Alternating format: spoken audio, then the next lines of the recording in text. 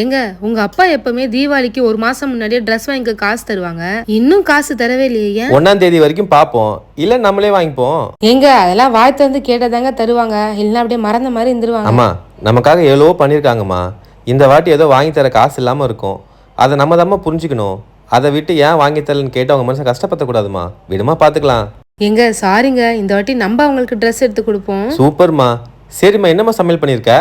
சாதமும் சுண்டக்காய் உருண்டை குழம்பு தான் செஞ்சிருக்கேன். பச்சை சுண்டைக்காயில நம்ம சாம்பார் வச்சிருப்போம், கடையில் வச்சிருப்போம், கார குழம்பு வச்சிருக்கோம். ஆனா பச்சை சுண்டைக்காயில உருண்டை குழம்பு செஞ்சிருக்கீங்களா? டேஸ்ட் சூப்பரா இருக்கும், ட்ரை பண்ணி பாருங்க. இந்த குழம்புக்கு நம்ம ஒரு பேஸ்ட் ரெடி பண்ண போறோம். இதுக்கு கடாயில ஒரு ஸ்பூன் எண்ணெய் விட்டுட்டு ஒரு வெங்காயம் ஒரு தக்காளி நல்லா வதக்கிட்டு, வதங்கினதும் கொஞ்சோண்டு தேங்காவும் இதோட சேர்த்து வதக்கி மிக்சி ஜாரில் கொஞ்சமாக தண்ணி விட்டு பேஸ்ட்டாக இது போல் அரைச்சி எடுத்துக்கலாம். உருண்டை செய்கிறதுக்கு கடாயில் ஒரு ஸ்பூன் எண்ணெய் விட்டுட்டு சோம்பு, 3 பச்சை மிளகா, 2 காஞ்ச மிளகா, 5 பல்லு பூண்டு, கொஞ்சோண்டு இஞ்சி, ஒரு பெரிய வெங்காயத்தை நறுக்கி சேர்த்து வதக்கிக்கோங்க. ஃப்ரெஷ்ஷான பச்சை சுண்டைக்காயை கழுவிட்டு இது போல் இடிச்சு வெங்காயம் வதங்கினதும் நம்ம இந்த சுண்டைக்காயை சேர்த்து வதக்கிக்கலாம். சுண்டைக்காய் நல்லா வதங்கினதும் நம்ம எந்த அளவுக்கு சுண்டைக்காய் எடுத்துக்கோமோ அதே அளவுக்கு கடலை பருப்பை 1 மணி நேரம் தண்ணியில் ஊற வச்சு சேர்த்துக்கோங்க.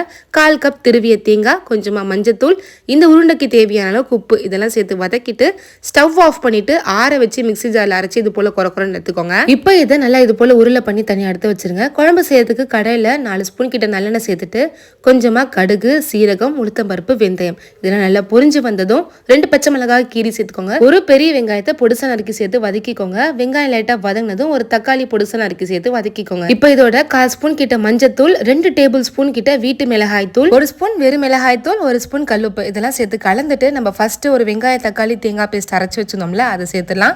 நெல்லிக்காய் சைஸ் அளவுக்கு புளிய தண்ணியில கரைச்சி இதோட சேர்த்திருக்கேன். இன்னும் இதோட 1 கப் இல்ல 2 கப் அளவுக்கு தண்ணி சேர்த்துட்டு கலந்துட்டு தட்டு போட்டு மூடி ஒரு 10 நிமிஷம் கொதிக்க விடுங்க. குழம்பு நல்லா கொதிச்சு வந்ததும் நம்ம செஞ்சு வச்சிருந்த சுண்டைக்காய் உருண்டைய இந்த குழம்புல போட்டு தட்டு போட்டு மூடி ஒரு 5 நிமிஷம் கொதிக்க விடுங்க. இந்த உருண்டை குழம்புலயே நல்லா வெந்து வந்திருக்கும். கடைசியா கொத்தமல்லி தூவி சர்வ் பண்ணிடலாம். அவ்வளவுதான், சூப்பர் அண்ட் டேஸ்டான சுண்டைக்காய் உருண்டை குழம்பு ரெடி. இந்த குழம்பு சூடான சாதத்துல போட்டு சாப்பிட்டீங்கன்னா அவ்வளவு டேஸ்டா இருக்கும். செஞ்சு பாருங்க.